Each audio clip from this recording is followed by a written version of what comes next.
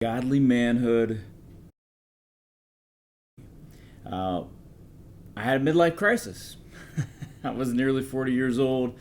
It was directly following COVID. I felt terrible physically. I was tired all the time.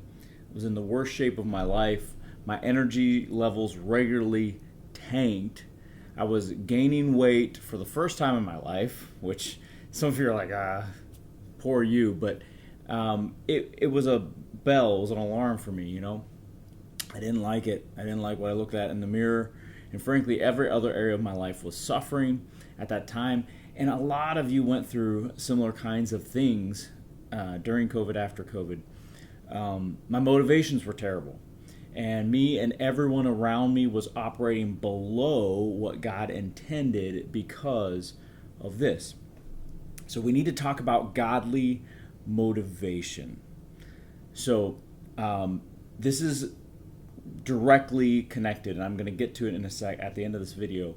The word that God gave me for men that helped me to develop these teachings. So I was discontent in my spirit at the time, and I was looking for a reason to change my habits, but honestly I was struggling to get there. I started to identify reasons, I started to identify motivations, but then there was a couple events that triggered some things for me. One event was this: my oldest daughter started running track and field in middle school. And I was like, I did that. I'll show you some things. What I realized at that time was I had more stories about sprinting and long jumping and being able to dunk and lift lots of weights than I had actual skills. Wah, wah, wah, right? Yeah. And the question for us as men is, and for anyone, for these teachings and godly motivation, everyone needs. But the question is, do you just have stories about what you used to could do, or do you have skills? Do you just have memories, or do you have actually skills? And I'm just asking, and we're going somewhere with this. So the next event was a couple months later. My wife had a birthday, and she decides it's time to start eating healthy. And now my lack of motivation was being revealed in everything in my life. And so I was like, yes, sign me up. Let's do this. And I would tell you this: if you're married, if your wife, the love of your life, decides to get healthy, jump on that train. That's built-in momentum. It's built-in motivation. It's big. So what happened? I'll skip to the end, and then we'll tell you how I get there. So 4.5 years later, now, I've got skills again, not just stories. I'm in about the best shape of my life.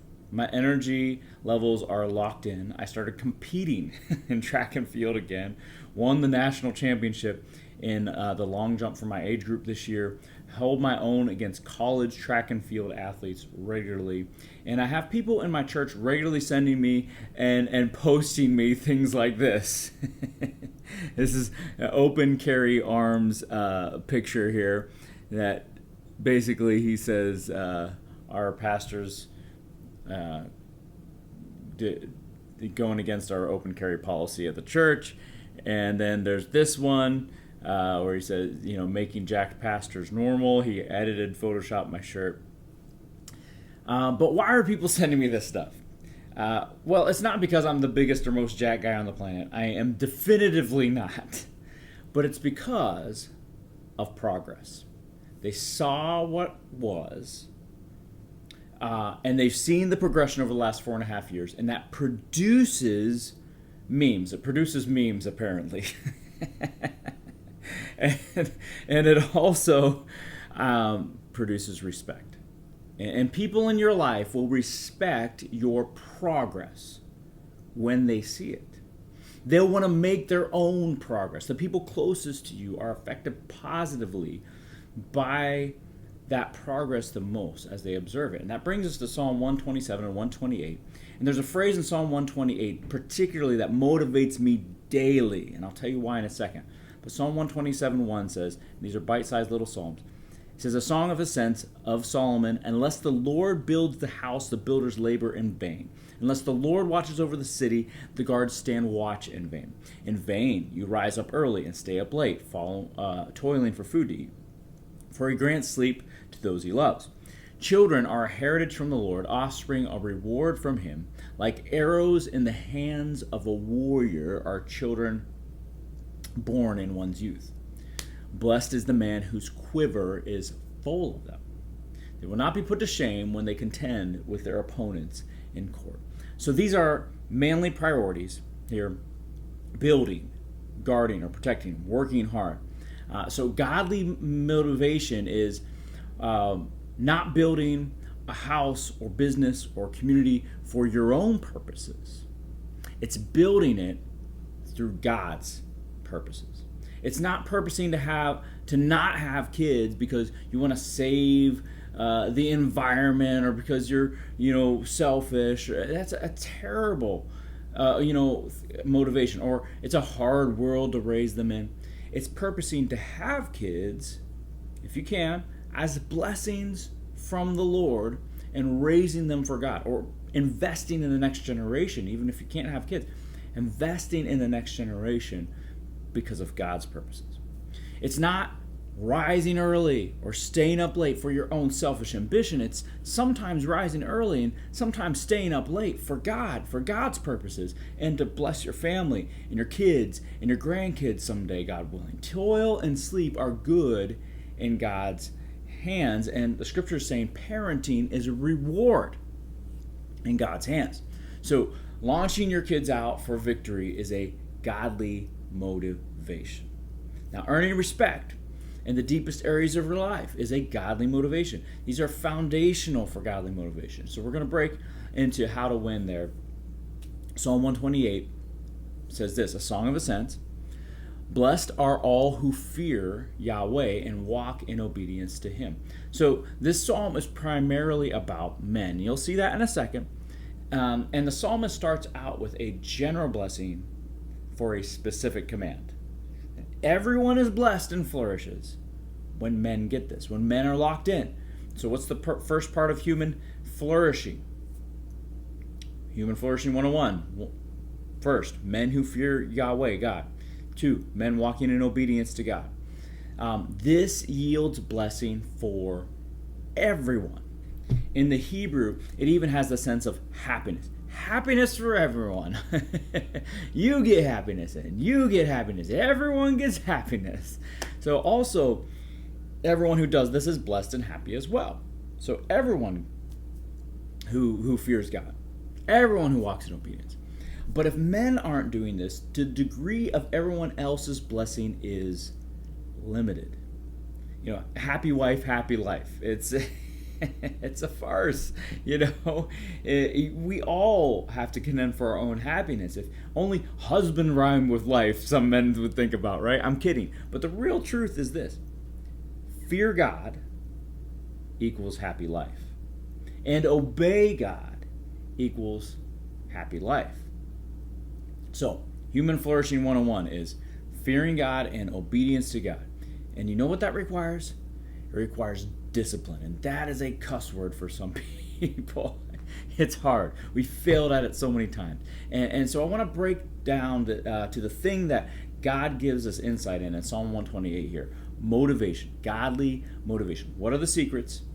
How do we get there? How do we sustain motivation? And anyone who's worked out consistently for any time has seen the guy who comes into the gym and is like, when I commit to something, I go all in, so let's do this, right? And everybody who's been doing it consistently for years is like, and is actually jacked, is like, watch out for this guy. Patronizingly, while rolling their eyes. Why? Because they've seen it 100 times before.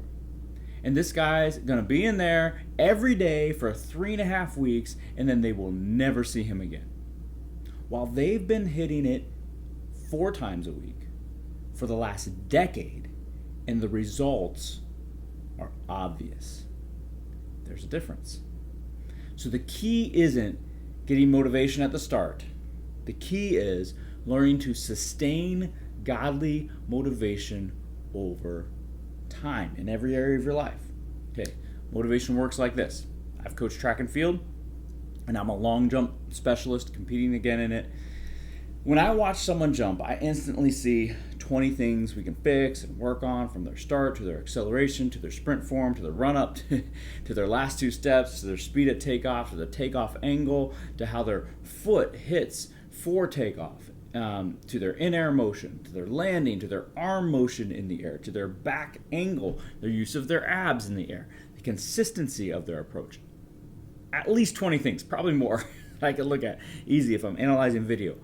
But at most, or if I'm looking at someone in person, I might not see all of those. But at most, any athlete can only work on one thing at any given time, especially max effort sprints.